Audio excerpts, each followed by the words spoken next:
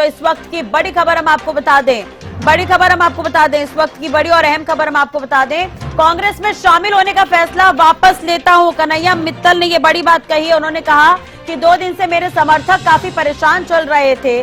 कन्हैया मित्तल ने यह बड़ी बात कही। उन्होंने कहा कि मैं अब कांग्रेस में शामिल नहीं हो रहा हूं। पिछले दिनों कांग्रेस में शामिल होने की बात इन्होंने कही थी। भजन गायक कन्हैया मित्तल नहीं थामेंगे कांग्रेस का हाथ, ये बड़ी खबर हम आपको बता रखे हैं। उन्होंने कुछ दिन पहले ही कहा था कि वो कांग्रेस में शामिल होंगे। अब उन्होंने कहा कि मैं इस फैसले को वापस लेता हूं। समर्थकों का हवाला देते हुए नजर आए कन्हैया मित्तल।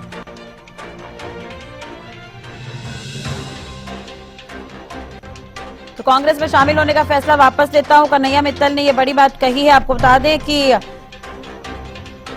कांग्रेस में जाने की बात इन्होंने कही थी और बार बार ये सवाल ये भी उठ रहा था कि तालमेल बिठा पाएंगे कि नहीं। हालांकि राजनीतिक समर्थक लगातार इसे लेकर नाराजगी जता रहे थे, अपनी प्रतिक्रिया भी दे रहे थे। तो इसी चीज का हवाला भी कन्हैया मित्तल देते हुए नजर आए हैं। पिछले 2 दिनों से मुझे ये एहसास हुआ कि मेरे सभी सनातनी भाई बहन और खासकर भाजपा का शीर्ष नेतृत्व मुझे इतना प्यार करता है और इतनी चिंता करता है। 2 दिनों से मैं देख रहा हूं कि आप सब परेशान हैं। मैं उसके लिए क्षमा चाहता हूं और जो मेरे मन की बात मैंने कही थी कि मैं कांग्रेस ज्वाइन करने वाला हूं, उसे वापस लेता हूं, क्योंकि मैं नहीं चाहता कि किसी भी सनातनी का भरोसा टूटे। आज मैं टूटूंगा तो पता नहीं कितने और टूटेंगे। तो हम सब मिलकर राम के थे, राम के हैं, राम के रहें और पुनः आप सबसे क्षमा प्रार्थी हूं। चलिए इसी खबर पर ज्यादा जानकारी के लिए बात करेंगे। हरियाणा न्यूज के विशेष संवाददाता रवि कालीरमन हमारे साथ जुड़ गए हैं। रवि, कुछ दिन पहले तो नाराजगी जता रहे थे टिकटों के ऐलान के बाद। कन्हैया मित्तल भी नाराजगी जताते हुए नजर आए थे। पंचकुला के कालका से टिकट चाह रहे थे, तमाम तरह की चीजें थी। तो अब क्या हुआ अचानक? क्या कांग्रेस के पास गए, तालमेल नहीं बैठा, तो ये कहते हुए नजर आ रहे हैं कि अब कांग्रेस में नहीं जा रहे हैं? बिल्कुल, देखिए भजन गायक कन्हैया मित्तल का बयान जो 2 दिनों से चल रहा था, 2 दिनों से पहले जो है कांग्रेस में शामिल होने की बातें कर रहे थे, तो उनकी तरफ से अब एक नया बयान आया है। वो कहते हुए नजर आए कि मेरे और समर्थक और मेरे समर्थक जो है सनातनी है वो काफी परेशान चल रहे हैं और मुझे भी इस बात का एहसास हुआ कि बीजेपी का शीर्ष नेतृत्व मुझे कितना प्यार करता है। जो बात मैंने 2 दिन पहले जो फैसला लिया था कांग्रेस में जाने का, उस फैसले को कहीं ना कहीं मैं वापस लेता हूं और हाथ जोड़कर माफी मांगते हुए कहीं ना कहीं कन्हैया मित्तल नजर आए हैं।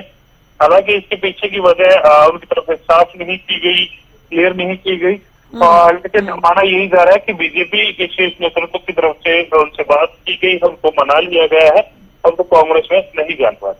देखिए, अगर हम कन्हैया मित्तल की बात करें तो सोशल मीडिया पर काफी पॉपुलैरिटी है इनकी, करोड़ों व्यूज इनके एक एक गाने पर आते हैं। तो कहीं ना कहीं क्या कांग्रेस में अब नहीं जाने का कारण ये भी हो सकता है कि बार बार जो इनके समर्थक हैं वो कहते हुए नजर आ रहे थे कि ऐसे में तो आप हिंदुत्व विरोधी हो जाएंगे अगर आप कांग्रेस में चले जाएंगे, तो क्या नाराजगी ही एक वजह हो सकती है? रवि, बिल्कुल, देखिए नाराजगी जो समर्थक है उनकी तरफ से भी कहीं ना कहीं बात की गई।